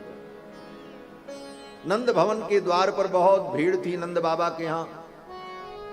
कोई आ रहा था, कोई जा रहा था। नंद बाबा बहुत बड़े जमींदार हैं, लोगों का आना जाना लगा रहता था। और अभी अभी बालक का जन्म हुआ है, 6 दिन पहले की घटना है। सुन सुन करके लोग बधाई देने भी आ रहे थे। को प्रविशत को निकसत गृहते, कोई आ रहा है कोई जा रहा है। पूतना ने सोचा चलो यहीं चलते हैं, यहीं से अपने काम की शुरुआत करते हैं। पूतना चल पड़ी तो भगवान ने भी अपने मन में कहा आओ पूतना मौसी, यहीं से मैं भी अपने काम की शुरुआत करूंगा। भगवान का काम क्या है? बोले परित्राणाय साधूनाम विनाशाय च दुष्कृताम धर्म संस्थापनार्थाय संभवामि युगे युगे। इसीलिए तो भगवान का अवतार। भगवान ने कहा ओ पूतना मौसी, यहीं से हम भी काम की शुरुआत करेंगे। पूतना पहुंच गई और पूतना जब पहुंची तो पूतना के सौंदर्य को देखकर, उसके वैभव को देखकर सब लोग आश्चर्यचकित हो गए। और पहुंचते ही पूतना ने टप से कन्हैया को अपनी गोद में उठा लिया। पूतना जब आई तो भगवान पालना में लेटे थे और टकर टकर देख रहे थे सबको। लेकिन ज्यों ही पूतना आई भगवान ने अपनी आंखें बंद कर ली। सुखदेव जी कहते हैं राजन, पूतना के आने के पहले ही भगवान ने अपनी आंखों को बंद कर लिया। विबुध्यताम बालकमारिकाग्रहम चराचरात्मा सनिमीलिते क्षणः। चराचरात्मा भगवान कृष्ण ने अपने नेत्रों को निमीलित कर लिया, बंद कर लिया। पूतना को देखा ही नहीं। क्यों? भगवान ने सोचा इस पापिनी पूतना का मुख देखना भी पाप ही है। क्या मुख देखें इसका, ये बच्चों को मारने आई है। भगवान ने अपनी आंखों को बंद कर लिया। पूतना आई और पूतना ने भगवान बाल कृष्ण लाल को अपनी गोद में उठा लिया। थोड़ा थोड़ा आगे बढ़ जाओ भाई, जगह हो जाए पीछे बैठने की। थोड़ा थोड़ा सरक जाओ, धीरे धीरे, बस थोड़ा थोड़ा आगे बढ़िए, जगह हो जाएगी। और साथ में कीर्तन भी करते रहिए। हरि भजन बिना सुख शांति नहीं, हरि भजन बिना सुख शांति नहीं, प्रभु भजन बिना भव पार नहीं, प्रभु भजन बिना भव पार नहीं। श्रीमन्नारायण नारायण नारायण, श्रीमन्नारायण नारायण नारायण, श्रीमन्नारायण नारायण नारायण, श्रीमन्नारायण नारायण नारायण, लक्ष्मी नारायण नारायण नारायण, लक्ष्मी नारायण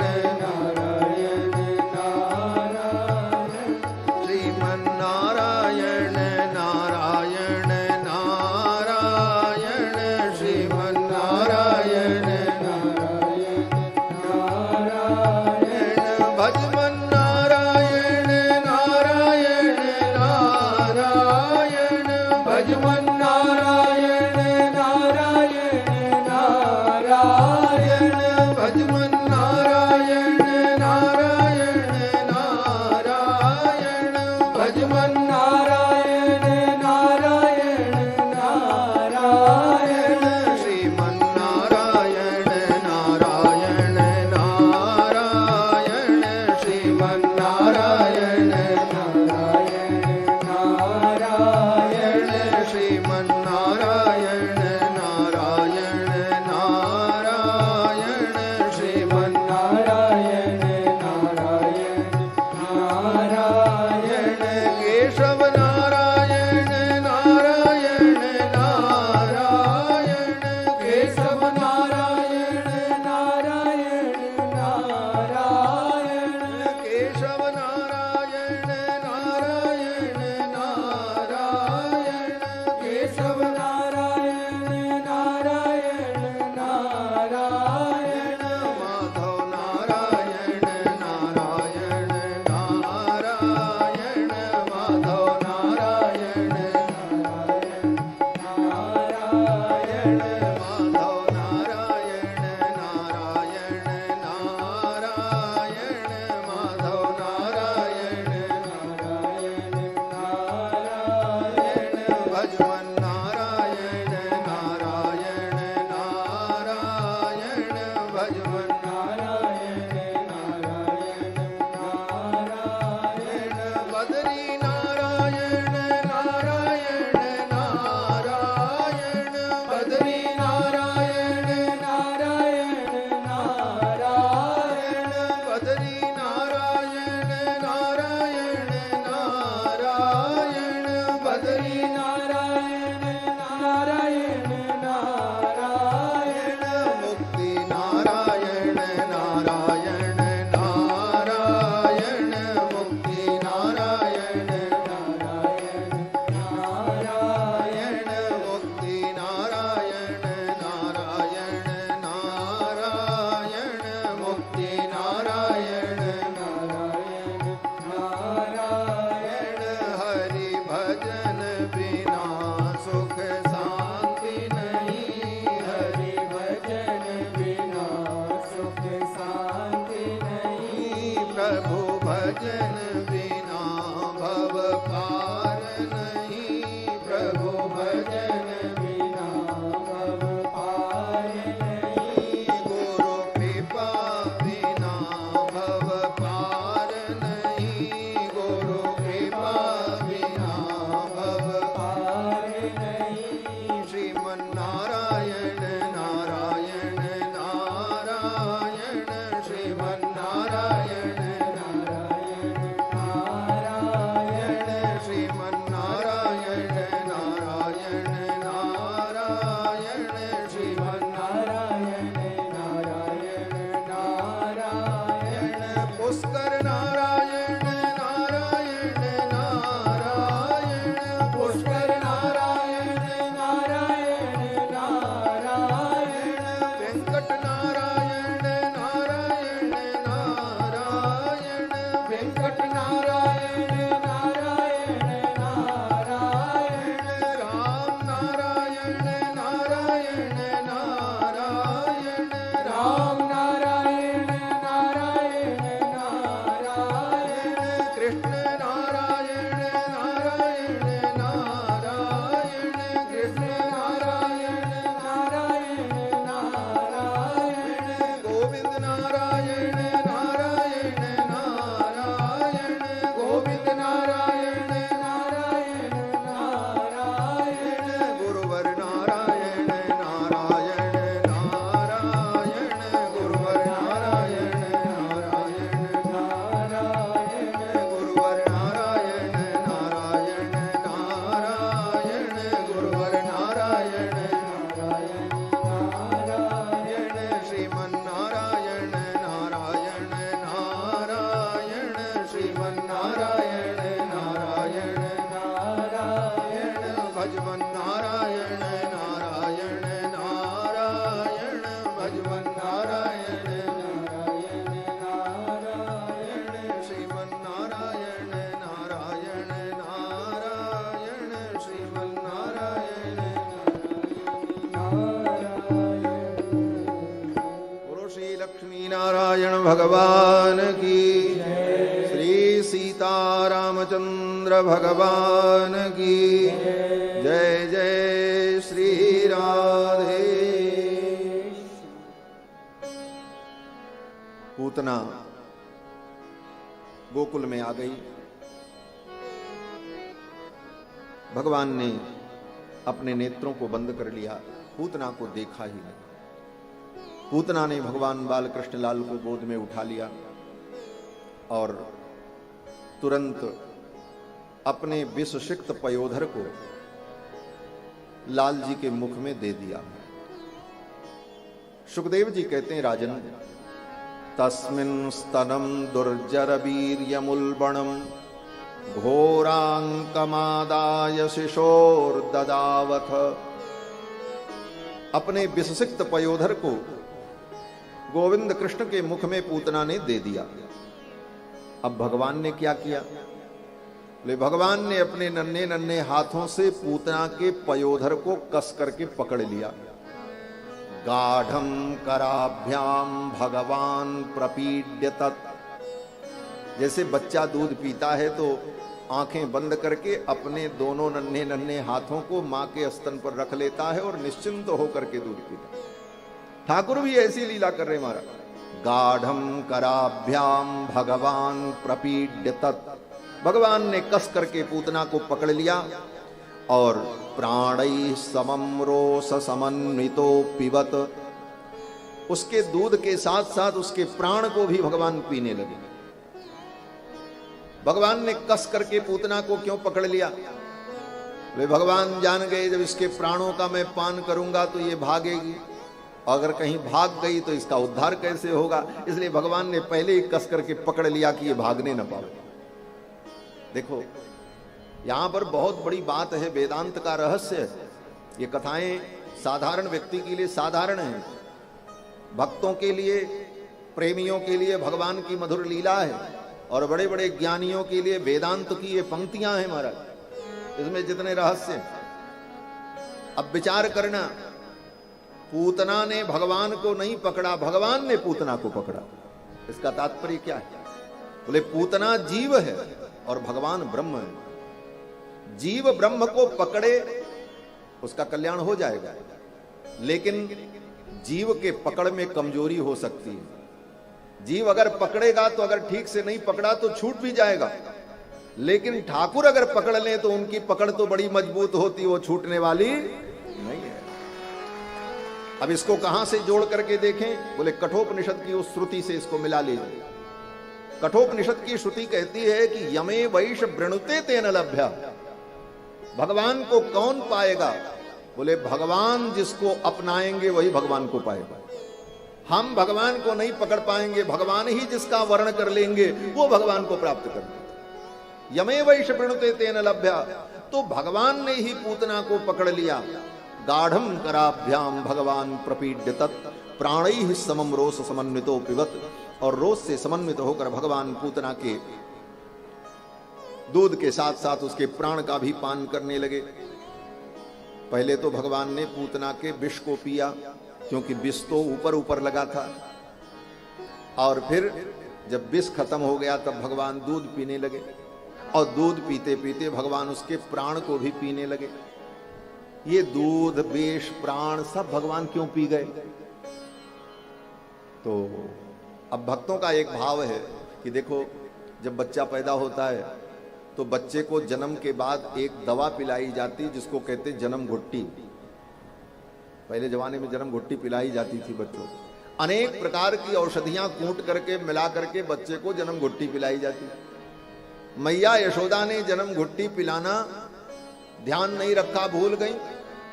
ठाकुर जी ने कहा मैया ने तो जन्म घुट्टी नहीं पिलाया, तो आज लगता है ये पूतना मौसी हमको जन्म घुट्टी पिलाने आई है।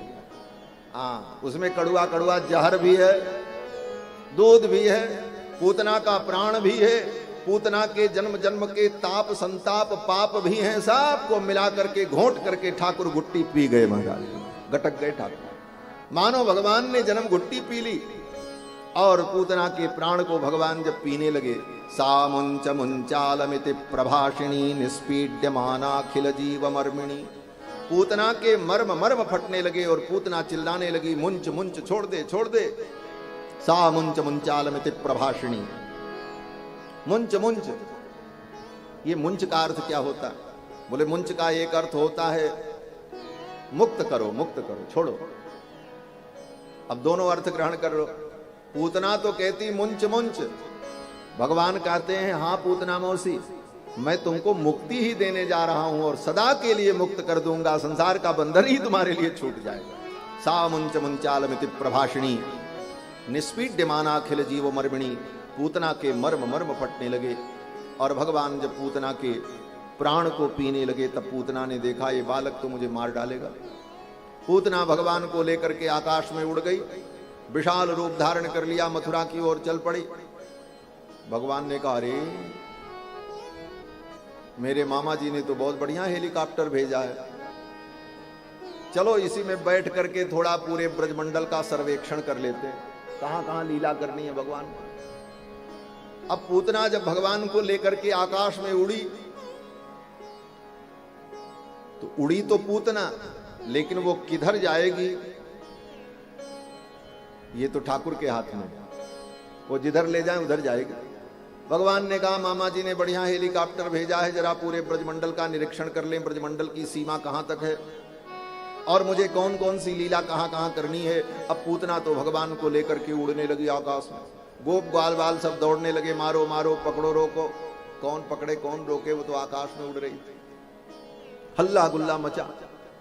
अब पूतना भगवान को लेकर के जब मथुरा की ओर जाने की कोशिश करने लगी तब भगवान ने पूतना के संपूर्ण प्राण को खींच लिया और पूतना निष्प्राण होकर के ऊपर से नीचे गिरी धम्म से। लेकिन कैसे गिरी? उड़ तो रही थी ऐसे पेट के बल ऐसे उड़ती हुई जा रही। भगवान ने सोचा ये गिरेगी तो मैं तो नीचे दब जाऊंगा।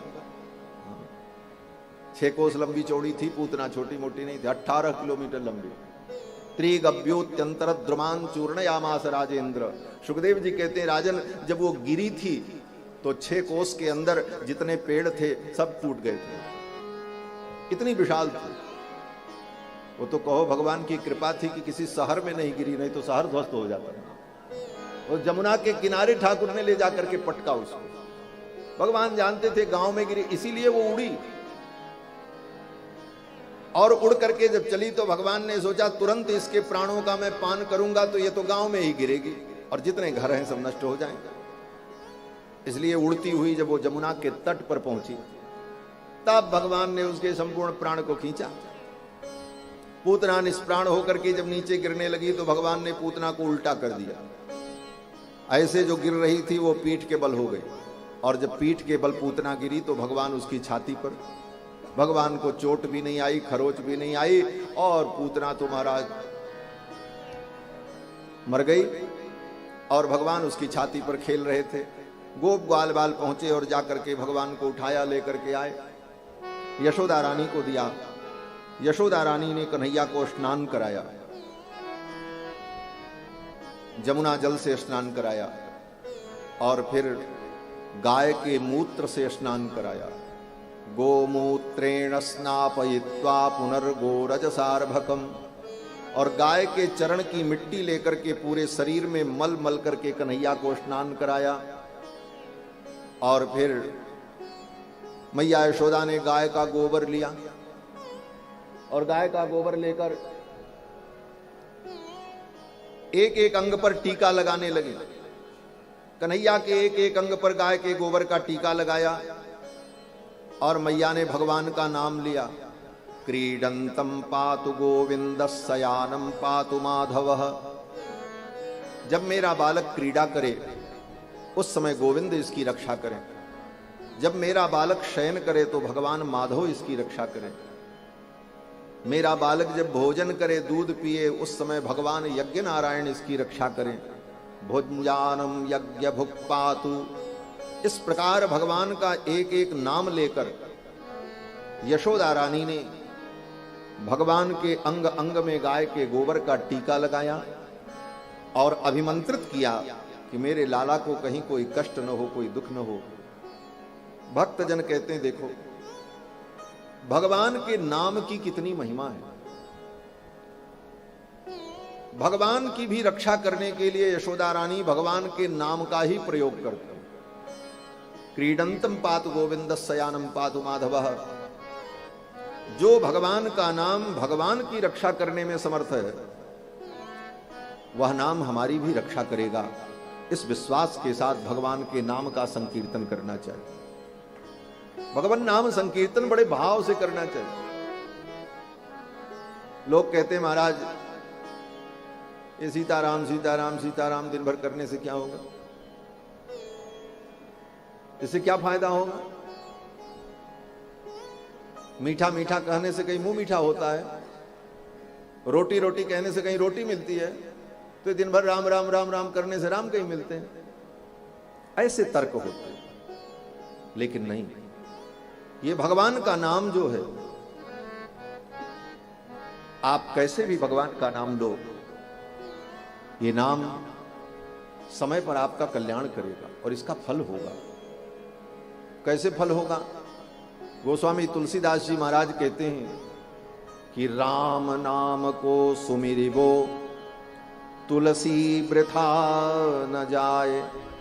भगवान का नाम जो आप ले रहे हो ये व्यर्थ नहीं जाएगा, ये काम आएगा। कब काम आएगा? बोले जब इसकी जरूरत पड़ेगी तब काम आ जाएगा। राम नाम को सुमिरिबो तुलसी वृथा न जाए, लरिकाई को तैरबो आगे होत सहाय। बचपन में बच्चे जब नदी में तालाब में नहाने जाते हैं तो पानी में खेलते हैं और खेलते खेलते उनको तैरना आ जाता है, खेलते खेलते तैरना सीख जाते हैं। लेकिन उस समय वो तो केवल खेलते हैं, उनका कोई उद्देश्य नहीं होता कि हम तैरना सीख जाएं और तैरने से कोई कभी लाभ होगा या कोई फायदा होगा, ये सोचने की क्षमता ही नहीं होती। लेकिन खेल खेल में उनको तैरने की कला आ जाती है।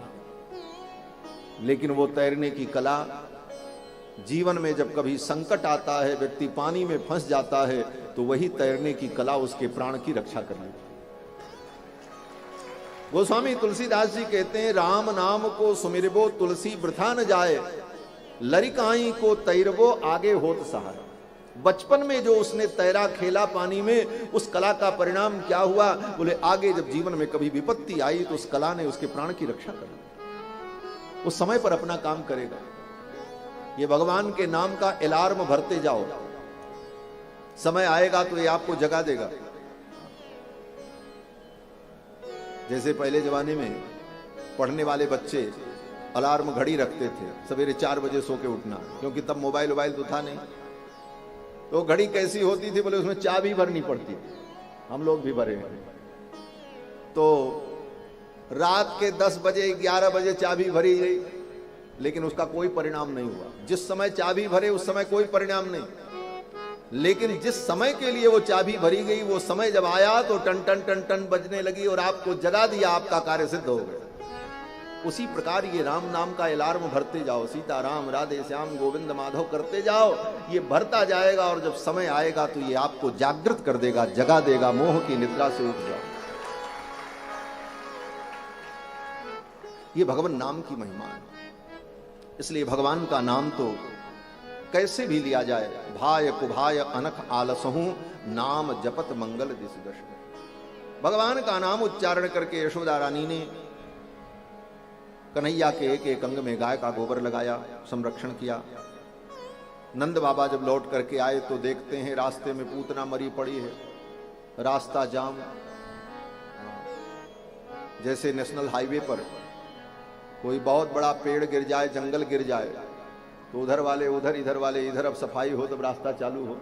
अब पूतना पड़ी है बीच में, मथुरा से आने वाले रास्ते पर ही। नंद बाबा ने देखा, अरे ये सब क्या? गोप ग्वाल बालों ने सब कुछ बताया। फिर तो नंद बाबा ने कहा वसुदेव ने ठीक कहा था, उनकी वाणी कभी मिथ्या नहीं होती। इतना बड़ा उत्पात हुआ, लेकिन भगवान नारायण ने मेरे बालक की रक्षा की। ब्रजवासियों ने कहा सब तो ठीक है, लेकिन ये बताओ इस पूतना का क्या करें? इतनी बड़ी पूतना को कहां ले जाएं? और अगर इसका अंतिम संस्कार नहीं हुआ तो इसके शरीर में कई 1000 टन मांस होगा। 18 किलोमीटर लंबी थी, कितने 1000 टन मांस होगा, और इतना मांस सड़ेगा। कुत्ता गिद्ध पशु पक्षी नोच नोच करके खाएंगे, दुर्गंध फैलेगी, पूरे ब्रजमंडल में भयंकर बीमारी पैदा हो जाएगी। इसका क्या करें? इसको कौन उठा करके चिता पे रखे, इसका अंतिम संस्कार करे? इतनी बड़ी पूतना। तब नंद बाबा ने कहा अपने अपने घर जाओ और कुल्हाड़ी ले आओ, फरसा ले आओ और पूतना के शरीर को काट काट करके छोटे छोटे टुकड़े करो, क्योंकि इसको उठाना बड़ा कठिन है। फिर तो नंद बाबा की बात मानकर ब्रजवासी गए और अपने अपने घर से कुल्हाड़ी और फरसा लेकर के आए। कलेवरम परसुभित छित्वा तत्ते ब्रजौ कसहा, ब्रजवासियों ने पूतना के शरीर के टुकड़े टुकड़े किए और सारे टुकड़ों को उठा करके जमुना के तट पर रखा और जला दिया। जब पूतना की चिता जलने लगी तो पूतना की चिता से जो धुआं निकला, उस धुएं से पूरा ब्रजमंडल महकने लगा महाराज, सुगंधित हो गया। सुखदेव जी कहते हैं राजन, पूतना की चिता से जो धुआं निकला उससे पूरा ब्रजमंडल सुगंधित हो गया। दह्यमानस्य देहस्य धूमश्चागुर सौरभा, पूतना के दह्यमान देह के धुएं से पूरा ब्रजमंडल सुगंधित हो गया। राजा परीक्षित कहते हैं पूतना तो पापिनी थी, उस पापिनी की चिता से ऐसी सुगंधी कैसे निकली? तो सुखदेव जी कहते हैं कुछ भी हो, उसने भगवान कृष्ण को अपना स्तनपान कराया और भगवान का संस्पर्श प्राप्त हो गया पूतना को, इसलिए पूतना का शरीर भी पवित्र हो गया और दिव्य हो गया। पूतना की चिता से ऐसी दिव्य सुगंधी निकली और लोगों ने देखा पूतना की चिता से एक ज्योति निकली और आकाश में विलीन हो गई। पूतना को भगवान ने परम गति प्रदान की। श्री सुखदेव जी कहते हैं राजन, इस कथा को जो श्रद्धा भाव से सुनता है वो भगवान गोविंद के चरणों की भक्ति को पाता है। या एतत् पूतना मोक्षम कृष्णस्यार्भकमद्भुतम शृणुयात् श्रद्धया मर्त्यो गोविंदे लभते रतिम। इस कथा को जो श्रद्धा पूर्वक सुनता है वो गोविंद के चरणों की भक्ति को प्राप्त करता है। ये पूतना उद्धार की कथा भक्ति प्रदान करने वाली कथा। अब इसके बाद कथा आती है कि भगवान 3 महीने के हो गए, तीसरे महीने में अगहन का महीना आ गया। भादों के महीने में भगवान प्रकट हुए, भादों के बाद फिर कुआर, कार्तिक, अगहन। 3 महीने के ठाकुर जी जब हुए तो अच्छी खासी ठंडी पड़ने लगे। अगहन के महीने में खूब ठंडी पड़ती। मैया ने सोचा आज कन्हैया को स्नान करावें, बहुत दिन हुआ, तो कहीं लाला को ठंडी न लग जाए, इसलिए मैया ने बड़ी व्यवस्था की महाराज। अपनी सखियों को बुलाया, अनेक प्रकार की औषधियों को मिलाकर के पानी तैयार किया, वेद पढ़ने वाले ब्राह्मणों को बुलाया, बाजा बजाने वाले गायक गुणी आए और बड़े महोत्सव के साथ, उत्साह के साथ मैया ने अपने कन्हैया को खूब स्नान कराया। बादित्र गीत द्विज मंत्र वाचकई चकार सूनो रभिसेचनम सती। सती यशोदा ने अपने लाला का अभिषेक किया। नंदस्य पत्नी कृतमज्जनादिकम विप्रैः कृत स्वस्त्ययनम सुपूजितः। और ब्राह्मणों ने स्वस्ति वाचन किया, वेद पाठ किया, कन्हैया को खूब स्नान कराया और नूतन नवीन वस्त्र धारण कराया, आंखों में काजल लगाया, मत्थे पर डिठौना लगा दिया, किसी की नजर न लग जाए, और फिर कन्हैया को पालना में लिटा दिया। उसी समय कंस का भेजा हुआ एक असुर फिर आ गया, इसका नाम सकटासुर। बोले ये क्यों आया? बोले पहले पूतना आई थी, पूतना लौट करके मथुरा गई ही नहीं। जब 2 महीने बीत गए, 3 महीने बीत गए, कंस ने अपने सिपाही सैनिकों को बुलाया और कहा देखो भाई, पूतना गई थी, अभी तक कोई सूचना नहीं आई, कहां तक उसका काम आगे बढ़ा, कितना काम उसने संपन्न किया। और कंस को पता भी नहीं चला कि पूतना मर गई। तब कंस ने सकटासुर को भेजा, जाओ पता लगाओ पूतना कहां है, उसका कितना काम अभी हुआ। सकटासुर आया और उसने पता लगाया, उसे सब कुछ पता चल गया कि इस बालक ने ही पूतना को मारा। तो सकटासुर ने सोचा जब इतनी दूर आए हैं तो इस बालक को मार करके तब यहां से चलें और महाराज को बतावें, तो महाराज मेरे ऊपर प्रसन्न हो। सकटासुर क्या किया? बोले वहीं पर एक पुरानी बैलगाड़ी खड़ी थी, उसी बैलगाड़ी में वो मायावी प्रविष्ट हो गया और बैलगाड़ी को जोर से धक्का दिया कि ये बैलगाड़ी इस पालने पर जाकर के गिरे और पालने में लेटा हुआ बालक दब करके मर जाएगा। ज्यों ही बैलगाड़ी को धक्का दिया सक्टासुर ने, बैलगाड़ी बड़े वेग से पालना की ओर बढ़ी। वहां पर छोटे छोटे बच्चे खेल रहे थे, बड़े लोग अपने काम में लगे थे। भगवान ने क्या किया, बोले धीरे से अपने चरण को ऐसे उठाया और उधर से आ रही बैलगाड़ी को एक ठोकर मारी। भगवान के चरण प्रहार से वो बैलगाड़ी आकाश में उछल गई और दूर जाकर के धड़ाम से गिरी। बैलगाड़ी के परकच्चे उड़ गए और उसके अंदर जो सक्टासुर था उसकी मृत्यु हो गई। धड़ाम की ध्वनि हुई, लोग दौड़े, जाकर के देखा बैलगाड़ी उतनी दूर पड़ी है, एक असुर मरा पड़ा है। अब तो मैया यशोदा को बड़ी घबराहट हुई, ये कहां से असुर आया, कौन है। नंद बाबा आए, फिर उसको उठाया, जमुना के तट पर ले जाकर उसका भी अंतिम संस्कार हुआ। यशोदा रानी ने कहा, बाबा कुछ करो, मुझे डर लगता है। फिर तो नंद बाबा ने ब्राह्मणों को बुला करके शांति होम करवाया, घर की शुद्धि कराई, सब कुछ किया। तब जाकर के यशोदा रानी को मन में शांति हुई और ये सब घटना बीती। उसके कुछ ही दिन बाद फिर एक घटना हो गई। कंस का भेजा हुआ तृणावर्त नाम का दैत्य आया, आंधी बवंडर के रूप में। उस समय भगवान अपनी मैया के गोद में बैठे हुए दूध पी रहे थे। तृणावर्त आया, जोर जोर की हवाएं चलने लगी, आंधी आ गई। भगवान जान गए ये आंधी नहीं है, ये तो असुर है और मामा जी ने भेजा है।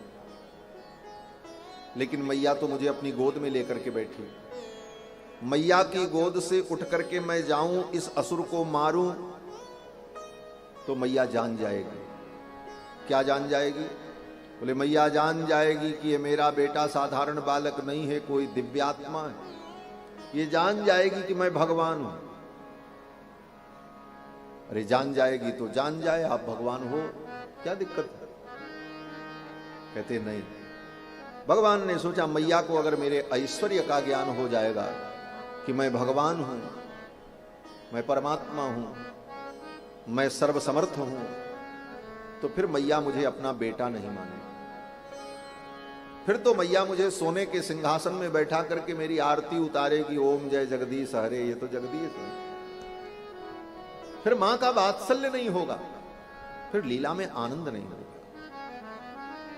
देखो प्रेम में ऐश्वर्य भूल जाए तभी प्रेम की परिपाटी बनती है। आप भगवान को प्रेम से बढ़िया लड्डू भोग लगाओ और ज्यों ही लड्डू भोग लगाने चलो उसी समय आपके मन में ये भाव आ जाए, भगवान तो कण कण में विद्यमान है। भगवान कहां नहीं है? बोले भगवान तो सब जगह है। तो फिर भगवान इस लड्डू में भी है, तो फिर किस भगवान को मैं भोग लगाऊं? ये लड्डू भी भगवान, भगवान भी भगवान, भगवान को खिलाऊं। अब इतना ज्ञान जब हो जाएगा तब भक्ति कहां होगी? तब तो वो प्रेम खत्म हो जाएगा। इसलिए ये तथाकथित ज्ञानी जो आजकल होते हैं ना, वो लोग ऐसे कुतर्क करके भक्तों को विचलित करने का प्रयास करते हैं। कहते हैं अरे क्या भगवान की पूजा कर रहे हो मूर्ति में? अरे भगवान तो कण कण में, भगवान तो सब जगह है, अंतर बहिश्च तत्सर्वम। बोले बात सही है, भगवान सब जगह है, लेकिन सब जगह भगवान की भक्ति नहीं हो सकती, भावना नहीं हो सकती। भगवान तो नाली में भी,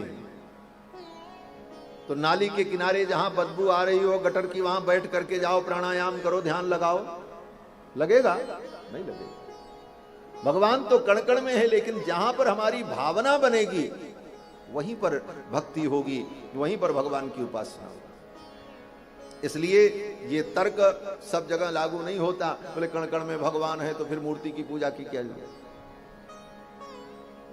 सब जगह भगवान की पूजा संभव ही नहीं।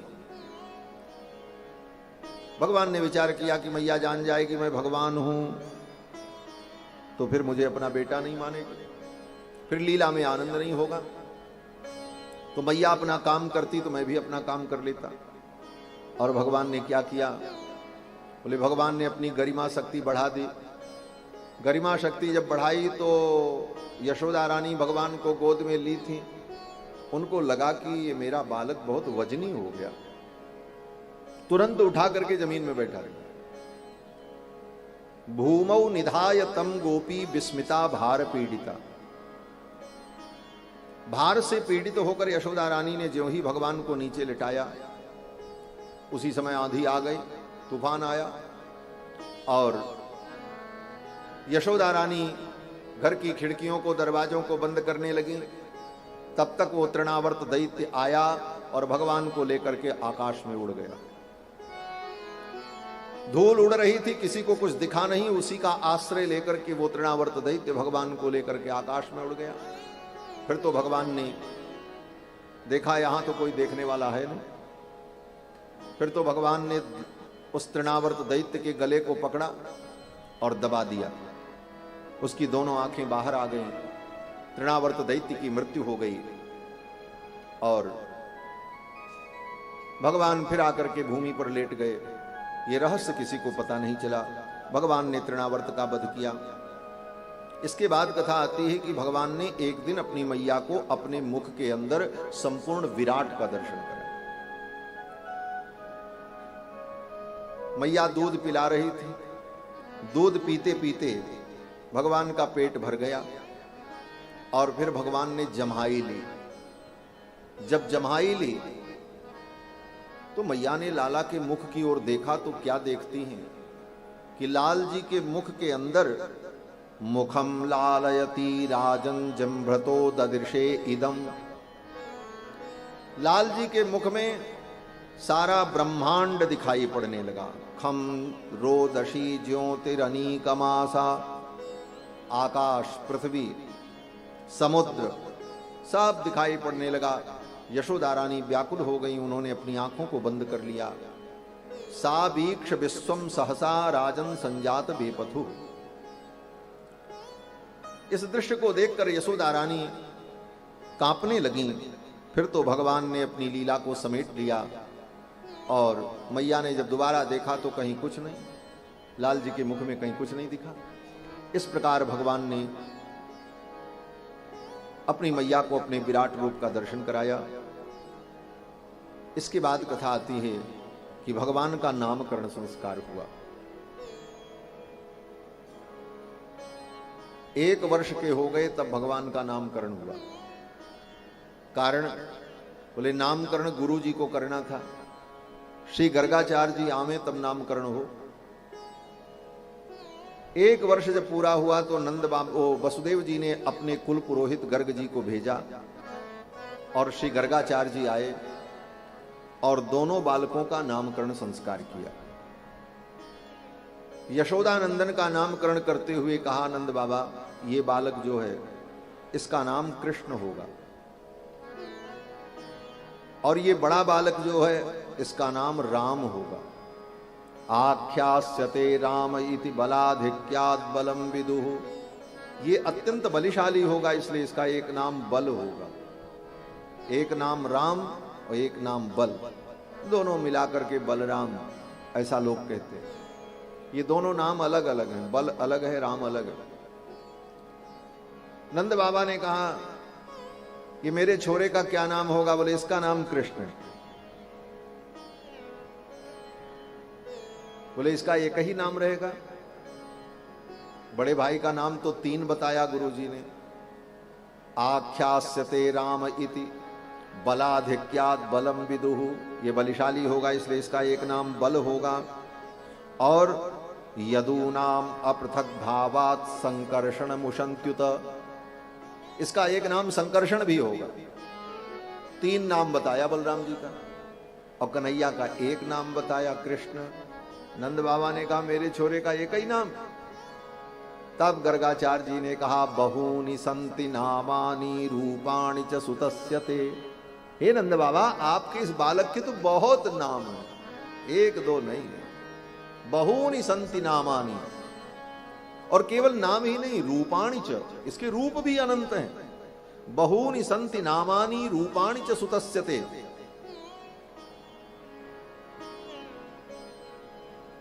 नंद बाबा ने कहा कितने नाम हैं, कितने रूप हैं? तो गर्गाचार्य जी ने कहा तान्यहम वेद नो जना। तान्यहम वेद, गर्गाचार्य जी कहते मैं जानता हूं, बाकी लोग नहीं जानते। बोले गर्गाचार्य जी जानने का ये दावा ठोक रहे हैं, तान्यहम वेद, मैं जानता हूं। बोले सच्ची बात है, गर्गाचार्य जी जानते हैं।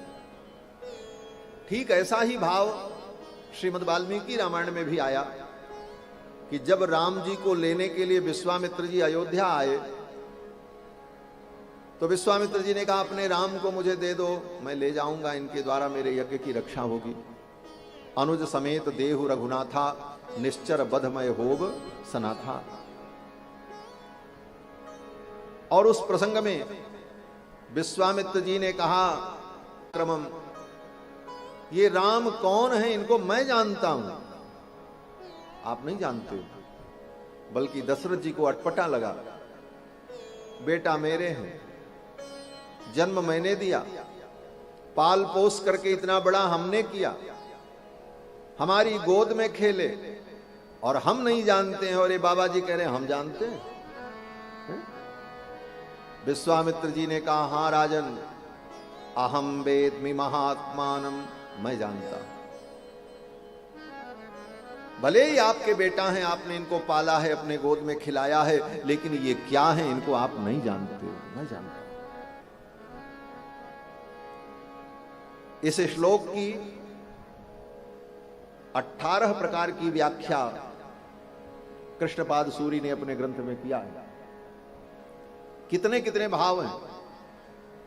वेद में मंत्र आया कि उन परमात्मा को, भगवान को कौन जान सकता है, तो वेद ने कहा तम ब्रह्मणा विविदिशन्ति यज्ञेन दानेन तपसा अनाशकेन। वेद ने कहा उस परमात्मा को यज्ञ के द्वारा जाना जाता है, उसको तपस्या से जाना जाता है, उसको व्रत से जाना जा सकता है। ना राज सिंहासन और राज मुकुट फेंक दिया और जंगल में आकर के अपनी जटाएं बढ़ाई। तुम तो सोने का मुकुट धारण करते हो, लेकिन मैं तो जटा धारण करता हूं। जो इनके लिए तप करता है वो इनको जानता है, इसलिए मैं जानता हूं। अहम वेद्मि महात्मानम, इसलिए मैं इनको जानता हूं। राजन, इनको जानने के लिए अनाशकेन, भूखे रहना पड़ता है। राजन, तुम तो महल में रह करके 56 भोग पाते हो और मैं जंगल में रह करके कंदमूल फल खाता हूं, इसलिए मैं इनको जानता हूं ये कौन है। अहम वेद्मि महात्मानम, बड़ी व्याख्या है उसकी। इसी दृष्टि से यहां पर गर्गाचार्य जी कहते हैं, क्योंकि गर्ग जी साधारण नहीं, महातपस्वी। गर्गाचार्य जी कहते हैं तान्यहम वेदनो जनाः, मैं जानता हूं, बाकी लोग नहीं जानते और जान भी नहीं सकते। इनको जानने का तो यही तरीका है, जिसके जीवन में त्याग हो, वैराग्य हो, सहनशीलता हो, तितिक्षा हो, वह इनको जान पाता है। इनको जानने का यही तरीका है, वही इनको जान सकता है।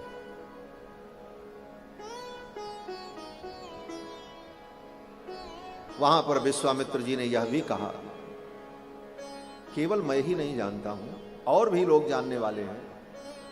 दशरथ जी ने कहा और कौन जानते हैं? तो विश्वामित्र जी ने कहा महातेजा, आपके दरबार में ये वशिष्ठ जी जो बैठे ना आपके बगल, गुरु जी, ये जानते हैं। और कौन जानता है? बोले ये चे में तपस्वी स्थिताः, आपकी सभा में ये तपस्वी लोग जो बैठे, वामदेव, जाबाली, मार्कंडेय, गौतम, असित, व्यास, देवल, कात्यायन, ये लोग जानते हैं। इनको जानने का यही तरीका है। जिसके जीवन में त्याग है, वैराग्य है, जिसके जीवन में तपस्या है, जिसके जीवन में तितिक्षा है, वो इनको जानता है। और जो महलों में रहे, राजभोग सुख भोग करे और आनंद में रहे, बोले वो इनको नहीं जान पाता। इनको जानने का तरीका ही दूसरा है। तान्यहम वेदनो जनाः। गर्गाचार्य जी ने नामकरण किया, गर्गाचार्य जी विदा हो गए। जब गर्गाचार्य जी चले गए तो मैया यशोदा ने पूछा, बाबा ये गुरुजी ने नहीं, गुरुजी ने, भोली भाली है यशोदा रानी, बहुत इसलिए ब्रज की शब्दावली बोले गुरुजी ने क्या नाम रखा छोरे का? तो नंद बाबा ने कहा अरे ये जो बड़ा वाला है इसका नाम तो गुरुजी ने बलराम रखा, संकर्षण रखा। यशोदा रानी ने अपना सिर पकड़ लिया, इतना बड़ा नाम मैं कैसे बुलाऊंगी? ठीक है गुरुजी ने जो नाम रखा सो ठीक है, मैं तो नाम रख लूंगी और इसे मैं बलुआ कह करके बुलाऊंगी। तो यशोदा रानी बलराम जी को बलुआ ही कह करके बुलाती। अच्छा ये बताओ गुरुजी ने हमारे इस छोरे का नाम क्या रखा? तो नंद बाबा ने कहा इसका नाम गुरुजी ने कृष्ण रखा। यशोदा रानी ने कहा इतना टेढ़ा नाम कृष्ण, कृष्ण कहने में मुंह ही टेढ़ा हो जाता। कृष्ण लिखने में भी बड़ी कठिनाई है, कलम को कई बार ऊपर नीचे करना पड़ता तब कृष्ण लिखो। कृष्ण नाम बड़ा टेढ़ा नाम। मैया ने कहा इतना टेढ़ा नाम मैं तो बोल भी नहीं पाऊंगा। और कृष्ण नाम टेढ़ा नहीं, कृष्ण का काम भी टेढ़ा है। कृष्ण के जितने काम हैं सब टेढ़े हैं, सीधे काम है नहीं। और कृष्ण भी टेढ़े हैं। कहीं भी कृष्ण भगवान का सीधा रूप आपने देखा हो तो हमको बता देना। सब भक्त बैठे कहीं नहीं, ये कहां जहां कहीं देख लो सब ऐसा ही है, कहीं ऐसे किए कहीं ऐसे किए। इसीलिए कृष्ण भगवान का एक नाम है त्रिभंगी ललिताकृतये नमः। भगवान कृष्ण के अष्टोत्तर शतनाम में एक नाम है भगवान का त्रिभंगी ललिताकृतये। त्रिभंग ललिताकृति ही अर्थात तीन जगह से जो टेढ़े हैं, एक यहां टेढ़े फिर इधर टेढ़े तब इधर टेढ़े, ऐसे खड़े होते, इसीलिए इनका नाम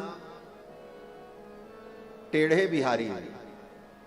टेढ़े बिहारी भगवान का एक नाम है टेढ़े बिहारी। उसी को लोग थोड़ा संभाल करके बोलते हैं तो कहते हैं बांके बिहारी। क्या कहते हैं? बांके। बांका माने क्या होता है? बांका माने टेढ़ा, बांके बिहारी माने टेढ़े बिहारी। तो भगवान तो टेढ़े हैं। कन्हैया टेढ़े, इनका नाम टेढ़ा, इनका नाम टेढ़ा, इनकी लीला टेढ़ी। और हमारे अयोध्यानाथ जी रघुनाथ जी बोले रघुनाथ जी हमारे सीधे, उनका काम भी सीधा, उनकी लीला भी सीधी। राम जी तो हमारे बड़े सीधे, इतने सीधे हैं कि उनको छल कपट आता ही नहीं।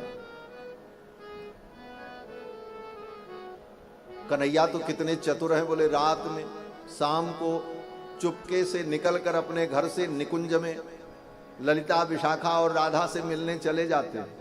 मैया को भी पता नहीं चलता हमारा। रात्रौ कुंजेन गम्यताम कृष्ण सर्पो बसत्यत्र। कृष्ण इतने चतुर हैं। हमारे राम जी बोले राम जी इतने सीधे हैं कि पुष्प वाटिका में जब पहुंचे जानकी जी को पहली बार देखा तो मुग्ध हो गए और आकर के अपने गुरुजी से सब बताया, गुरुजी आज हमने ऐसा देखा। इतने सरल है राम, छल कपट तो छू नहीं गया रघुनाथ जी को। इसीलिए भगवान मर्यादा पुरुषोत्तम है और कृष्ण लीला पुरुषोत्तम। दोनों की लीलाएं भक्तों को आनंद देने वाली हैं और भक्त तो दोनों को भजते हैं। हमारे राम कृष्ण आधार। सूरदास दो नाव चढ़ो है को उतारे पार। हाँ। राम को भी भजो कृष्ण को भी भजो। किसी ने सूरदास जी से कहा दो नाव पर पैर रखोगे डूब जाओगे, या तो राम ही को भजो या तो कृष्ण ही को भजो। तो सूरदास जी ने कहा कोई चिंता की बात नहीं, सूरदास दो नाव चढ़ो है को उतारे पार। कोई तो पार लगाएगा, चाहे कृष्ण पार लगा देंगे चाहे राम जी पार लगा देंगे।